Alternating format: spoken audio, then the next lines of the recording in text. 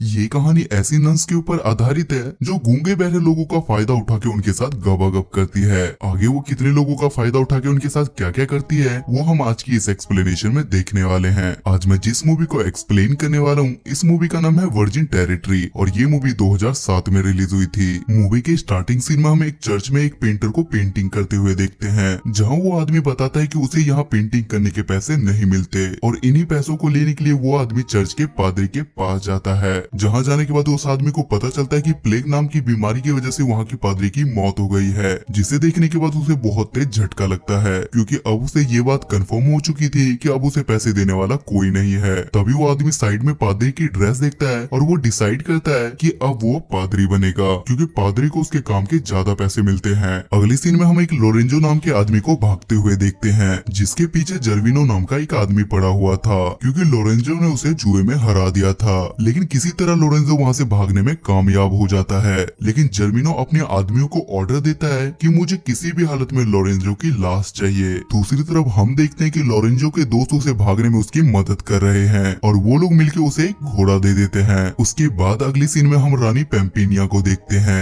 जो अपने mom dad के लिए प्रे कर रही थी क्योंकि रिसेंटली प्लेग नाम की बीमारी से उसकी भी मॉम डैड की डेथ हो गई थी। तभी उसके पास जर्मिनो आता है और वो उससे पूछता है कि अब तुम क्या करोगी, जिसपे वो बोलती है कि मैं रूस के राजकुमार से शादी कर लूंगी। तब जर्विनो अपनी औकात दिखाता है और वो पेम्पिनिया से कहता है कि तुम्हारे डैड के ऊपर मेरा बहुत ज्यादा कर्जा था और अब उनके डेथ के बाद उनकी सारी संपत्ति पे मेरा हक है और अगर तुम चाहती हो कि मैं ये सारी प्रॉपर्टी ना लूं तो तुम्हें मुझसे शादी करनी पड़ेगी। उसके बाद एक बार फिर से सीन शिफ्ट होता है और उसके बाद हम लोरेंजो को फिर से एक बार भागते हुए देखते हैं। तभी रास्ते में उसे एक आदमी मिलता है जो अपने साथ एक डेड बॉडी लेके जा रहा था। तब लोरेंजो उससे पूछता है कि ये मरा हुआ आदमी कौन है और ये कैसे मरा। तब वो आदमी लोरेंजो को बताता है कि ये गूंगा बहरा एक माली था जो कि पास ही के एक चर्च में काम किया करता था, लेकिन प्लेग नाम की बीमारी होने की वजह से इसकी भी मौत हो गई है। तब लोरेंजो के दिमाग में एक आइडिया आता है कि उसे अगर जर्विनो से बचना है तो वो उस चर्च में जा सकता है। तभी एक बार फिर से जर्विनो के आदमी उसके पीछे पड़ जाते हैं और उनसे बचने के लिए वो एक पेड़ की डाल पे चढ़ जाता है, जिसकी वजह से जर्विनो के आदमी उसे देख नहीं पाते और वो लोग आगे निकल जाते हैं और लोरेंजो किसी तरह बच जाता है। लेकिन बदकिस्मती से वो पेड़ की टहनी टूट जाती है, जिसकी वजह से लोरेंजो नीचे गिर जाता है और चोट लगने की वजह से वो वहीं बेहोश हो जाता है। उसके बाद दो नन उसके पास आती है और वो दोनों मिलकर उसे चर्च में ले जाती है और चर्च ले जाने के बाद वो दोनों मिलकर उसे गंदी तरीके से देखने लगती है और वो दोनों मिलकर उसे यहाँ वहाँ छूने लगती है। तभी अचानक से लोरेंजो को भी होश आ जाता है, लेकिन वो जानबूझ के बेहोश होने का नाटक करने लगता है क्योंकि ये सब करने में उसे भी बहुत ज्यादा मजा आ रहा था। तभी वहाँ अचानक से एक और नन आ जाती है जो उन दोनों नन से कहती है कि तुम्हें पता है ना कि काम करने के लिए हमें गूंगे बहरे आदमी की जरूरत है, जिस पर वो दोनों नन उसे बताती है कि ये गूंगा बहरा है, जिसे सुनने के बाद वो नन भी खुश हो जाती है। अगले सीन में हम उसी पेम्पिनिया को देखते हैं जो जर्विनो से काफी परेशान होने के बाद उसी चर्च में रहने के लिए आती है जिसमें लोरेंजो काम करता था।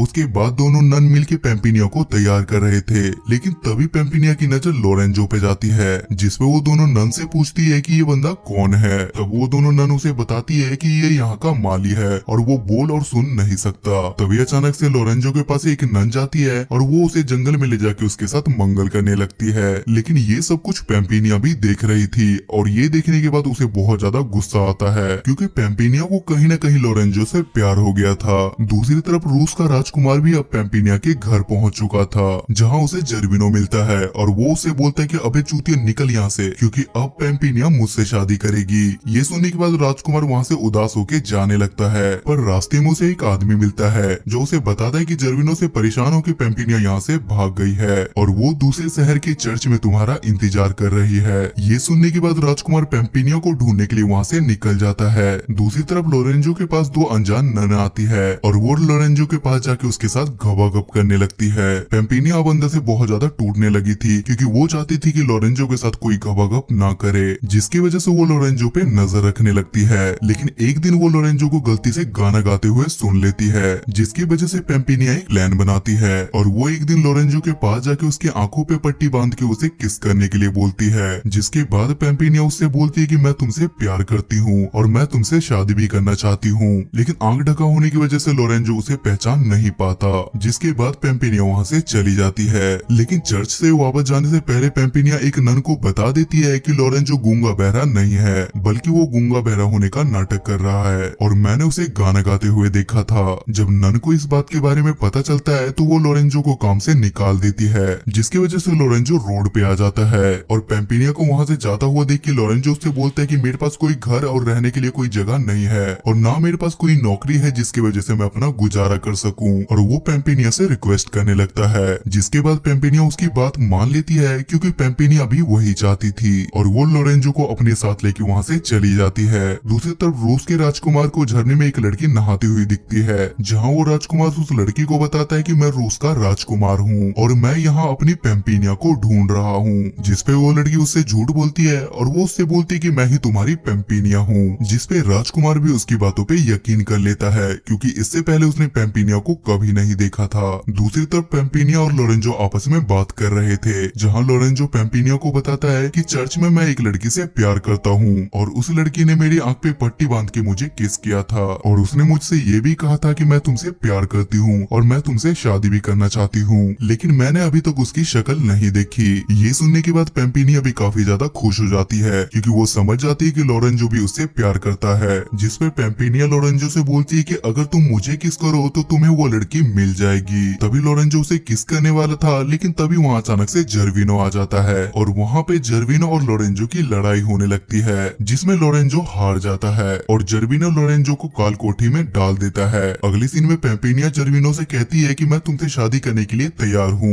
लेकिन शादी से पहले तुम्हें लोरेंजो को छोड़ना होगा। ये सुन के जर्विनो भी उसकी बात मान जाता है और वो शादी के लिए एक पादरी को बुलवाता है, लेकिन पादरी कोई और नहीं वही पेंटर था। जिसके बाद पेम्पिनिया पादरी के पास जाके उसे कुछ पैसे दे के बोलती है कि तुम जितना हो सके उतना शादी की डेट को टालते जाओ, जिसपे पादरी भी बिल्कुल वैसा ही करता है। लेकिन शादी की डेट आगे बढ़ता हुआ देख के जर्विनो तलवार निकाल के पादरी के गले पे रख देता है। तभी वहाँ रूस का राजकुमार आता है और तभी वहाँ पे लोरेंजो भी आ जाता है, जिसके बाद ये दोनों मिलके जर्विनो के आदमियों से लड़ने लगते हैं और लड़ाई खत्म होने के बाद लोरेंजो जर्विनो के साथ भी लड़ाई करने लगता है। लड़ाई के दौरान जर्विनो कुएं में गिर जाता है और उसकी वहीं पे मौत हो जाती है, जिसके बाद पेम्पिनिया अपना चेहरा ढक के राजकुमार के पास जाती है और वो राजकुमार के पास जाके उसे शादी करने के लिए मना कर देती है। जिसके बाद राजकुमार उसकी शक्ल देखता है और वो उससे बोलता है कि तुम भी वो पेम्पिनिया नहीं हो जिसके साथ मैं शादी करना चाहता था। तभी अचानक से वो लड़की वहाँ पे आती है जो राजकुमार को झरने के पास मिली थी और वो उस राजकुमार के पास चली जाती है।